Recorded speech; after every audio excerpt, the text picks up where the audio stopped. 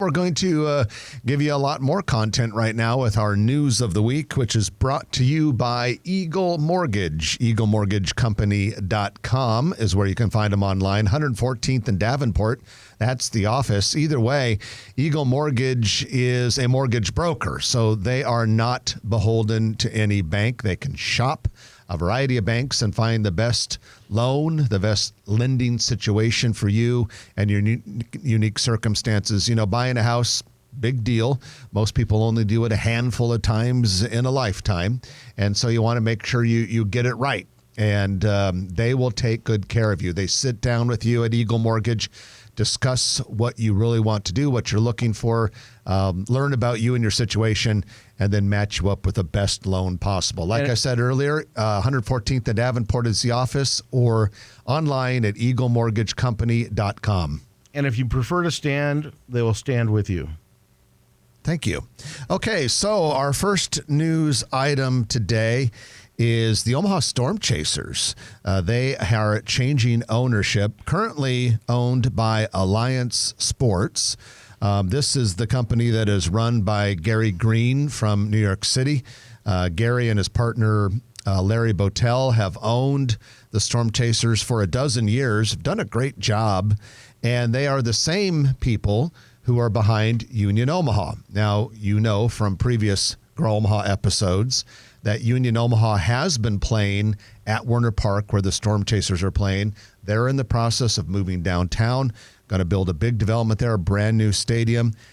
This is kind of like groundwork to make that happen. So Alliance Sports selling the Storm Chasers to Diamond Baseball Holdings. This is a relatively new company out of California that owns like almost every minor league team in America. It's something like 30 minor league baseball teams that they've purchased. They've got some big California money behind them. And so that their model is to buy up all of these minor leagues baseball teams, and they're doing it. And the Alliance Sports people say, hey, we believe in these guys. They're doing a great job, and they're going to take care of the team and grow it and develop it. And if you're worried, all indications are that the Omaha Storm Chasers will stay, continue playing in Werner Park. Marty Cordero, who's been the longtime president of the Storm Chasers, is going to remain the president even after the sale. But he's also a part of Union Omaha, isn't he? Not anymore. After this sale goes through, it's my understanding that he'll just be focused on the Storm Chasers. And Alliance Sports, Gary Green's team, they are going to be all in on Union Omaha, Trenton. So as we've reported in the past, plans call for a $300 million, 18-acre development on the grassy lawn between the Gallup headquarters and Abbott Drive, just northeast of Charles Schwab Field. That's where this is going to be. The stadium itself will seat about 7,000 people. Not huge, but super high on design and on amenities. And if you've seen some of the renderings like I have, beautiful, beautiful stadium. But what's cool is they just, Alliance Sports, brought on Hines Development Company out of Houston, which is the same company that's doing the Mercantile in the northern part of the ConAgra campus. So big time developer there. And so overall, for this $300 million development, including the stadium, we're talking about 300 residences, 140-room hotel, lots of retail, food, beverage, that sort of thing. Trenton, this is a step a lot of people have been thinking, hey, is Union Omaha really going to build this thing? This is a step that basically tells me, yeah, this is for real. Well, they can only hope that the streetcar gets extended to that, which would be a natural along the line of going to the airport. Yeah, that'll be interesting to see where that streetcar eventually does extend, because when you think about what streetcars do, and we've talked with our transit expert Eric Miller about this, it does not make sense to extend it to the airport, because streetcars do well when there's tons of development around all parts of the track. And if you go to the airport, there's like 1.5 miles, 2 miles of very little to nothing. And so financially, it doesn't make sense to build a streetcar to the airport along Abbott Drive. However, it would be nice if it at least went up to this development. And there'd be a lot of TIF dollars on a $300 million development, I would think, right there. Yeah. Right next to Gallup. It'll be very interesting to see. The initial renderings for this thing also showed a pedestrian bridge over the railroad tracks connecting this new development to Lot D of the CHI Center. Oh, wow. So, because if you get 7,000 people there, you're going to need more parking than what they have, and so they would then presumably use Lot D, and it'll be interesting to see if that pedestrian bridge happens. I mean, shoot, the whole process of building the Baby Bob has taken years. By the way, that's supposed to open next month. That'll be cool, and it should open. I can't wait for it. But what'll be really interesting is see how people get excited about soccer in Omaha, because we really haven't proven it yet. Yeah, I think they will. I mean, Union Omaha has done well, given the fact that it's out in Papillion, shoehorned into a baseball stadium. I think when you have a true soccer stadium in development, and let's face it, there's a bigger percentage of the population in the eastern third of Omaha that's into soccer than in the western third. And you've got a lot more young professionals and Gen Zers. You've got a lot more Latinos in the eastern third of Omaha. So I think you'll have a bigger soccer crowd there. And then here's what's going to happen though too. I mean, once you build a cool venue like this and it's really special and it's very soccer specific, you can have people like me. I couldn't care less about soccer. But I'll still go to a game or two every year just because it'll be a fun place to be. And you know what? If you show up, you might get into it. That's true. You might find yourself suddenly getting into it. So I'm still trying to figure out how one company can own like 30 minor league baseball clubs. Well, first of all, you start with a lot of money. Yeah. but what's weird about it, so all their teams play with themselves? Well, they play each other and the other teams. So basically there are, 3 or 4 levels of minor league baseball per major league team. Mm-hmm. And so what are there, 32 major league baseball teams or something like that? So if that's true, then there would be 32 AAA, 32 AA, then they have like high A, low A or something. So no matter who owns the teams, the 30 AAA teams or the 32 AAA teams, they play each other. But a good chunk of those are owned by this company that I think like the Iowa Cubs out of Des Moines, they're one of them that this company idea owns. Is still for them to be feeders for Major League, right? Oh yeah, none of that changes. It's just the ownership of there's one company that just owns a heck of a lot of these minor league teams. But my guess is they were probably people who love baseball or sports and found some sort of model that they believe can be profitable by owning minor league sports teams. Will be interesting to see. Well, at any rate, a couple other news items for you. Heartwood Preserve, which is the 500-acre development west of Boys Town and goes all the way south of Pacific Street up to Dodge.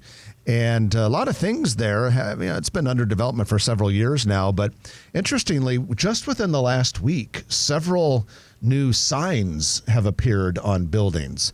So the 5-story building right on the corner of 144th and Dodge, that is anchored by Union Bank, now has PayPal signs on it. And you'll recall, Trenton, that PayPal had a very large building in Southport. 2 of them, left those. They've gone mostly virtual. I know a couple of people that work for PayPal. They're just virtual. But apparently they want some office presence because there's signage on that building. Also in Heartwood Preserve, signage has gone up on a building for Gunderson Jewelry for their flagship location and for 30 Hop, a beer-oriented restaurant. Absolutely, and it's kind of fun. And then I think it's called Peoria. I get the name wrong, but above 30 Hop is a membership club basically that has a big, beautiful patio. I went up there, nice bars, comfortable chairs and everything. You have to be a member to bring your friends and all that kind of stuff, and it's actually pretty swanky. Have you gotten a membership? I have not, but it's better. It's like a pickup truck. You would rather have a friend with a pickup truck or a boat, and I get full privileges through my friend. Yeah, that's a good point. Yeah, it's sometimes a pickup truck is necessary, sometimes a boat is fun, but I sure as hell don't want to own either one of them. Right. Vasa Fitness plans to open and take over the former No Frills supermarket space on Fort Crook Road in Bellevue, just south of the South Roads. This was originally going to be part of Marathon Equity There was going to be, they were going to use kind of that coffee roasting stuff that they have down there, and that's all changed. And so Vasa's going to go in there.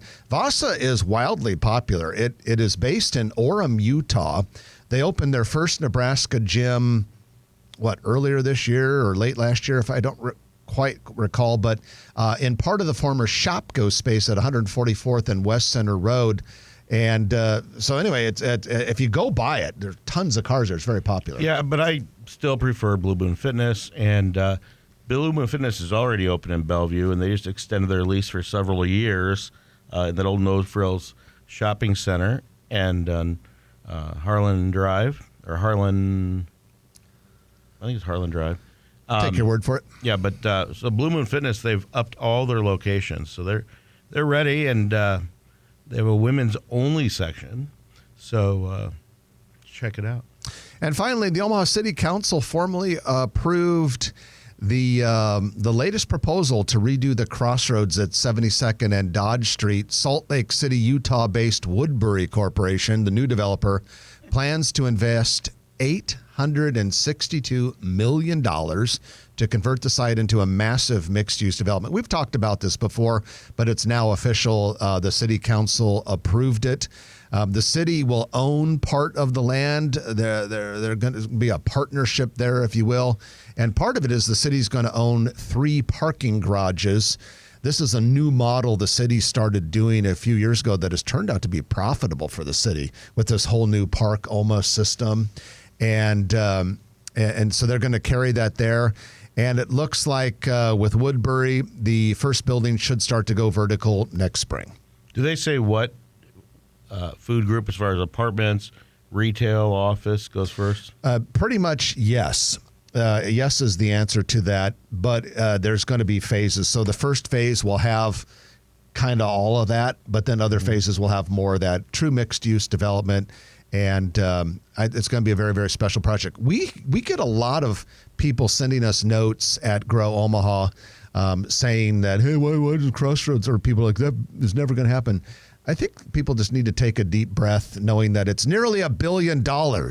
And like one of the owners died a few years ago. I mean, things sometimes happen. Well, so folks need to chill out and be excited for the Crossroads. He was 97 years old, maybe 98, Frank Krejci.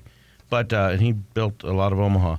But Lockwood Development and Century Development that Frank Krejci had did all the infrastructure, all the stuff in the ground, everything is pretty much done. And then it's ready for Woodbury to come and start going vertical. And so they made a new deal with the city and everything else. So I think it'll be a great development right across from this beautiful multi-million-dollar library that is going to be really cool. You see the parking garage going up? It's awesome. And that is your news of the week, brought to you by Eagle Mortgage, eaglemortgagecompany.com. If you like this video, be sure to hit those like and subscribe buttons. And remember, Grow Omaha is not just media. This is a mission. We are trying to build up Omaha and make it an even better place. We can only do that with your help. Share this video with your friends, neighbors, and family.